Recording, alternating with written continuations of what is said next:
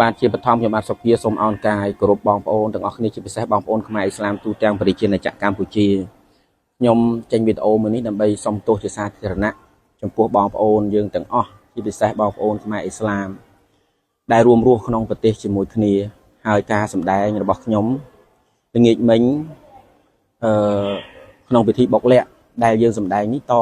គ្នាមកហើយការសម្ដែងគឺបច្ចេកទេសសម្ដែងរៀងខ្លួនដែលធ្វើឲ្យឆក់ល្វែង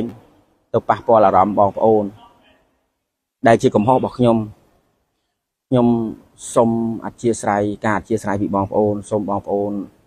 អធិស្ឋានឲ្យខ្ញុំផងហើយការដែលខ្ញុំលើកម្រាមដៃសូមទោសនេះក៏ខ្ញុំជឿថាបងប្អូនអាចនឹងថាអាងអីសូមទោសប៉ុន្តែអ្វីដែលខ្ញុំសន្យាជាមួយបងប្អូនជាពិសេសបងប្អូនខ្មែរអ៊ីស្លាមជាទីគោរព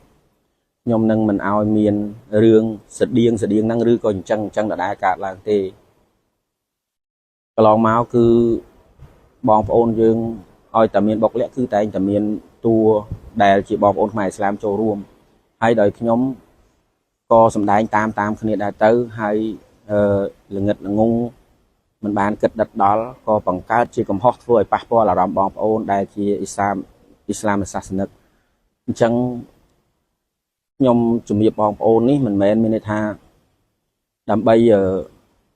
លើកតែម្រាមដៃ10សុំទោសទេគឺខ្ញុំព្រមទទួលកំហុសគ្រប់យ៉ាងសូមបងប្អូនលើកលែងទោសឲ្យខ្ញុំហើយខ្ញុំសន្យាជាមួយបងប្អូនថានឹងមិនឲ្យមានរឿងអញ្ចឹងកើតឡើងទៀតទេទឹកចិត្តរបស់ខ្ញុំគឺគោរពស្រឡាញ់បងប្អូនយើងទាំងអស់ព្រោះយើងនៅក្នុងប្រទេសជាមួយគ្នា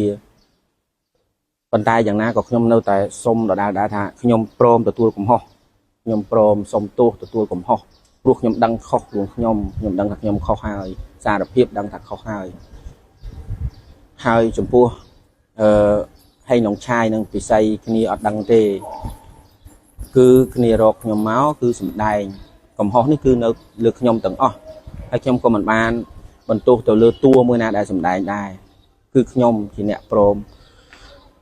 មទទួលស្គាល់ថាខ្លួនឯងខុសអញ្ចឹងសូមបងប្អូនយើងដែលជាអ៊ីស្លាមសាសនិកជនទាំងអស់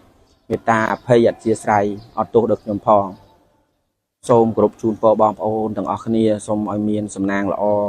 ចម្រុងចម្រើនសបោសបាយតិចតិជុំសុខកាយសบายចិត្តតទៅពីខ្ញុំសុគាសូមអភ័យទោសហើយអភ័យទោសទៀត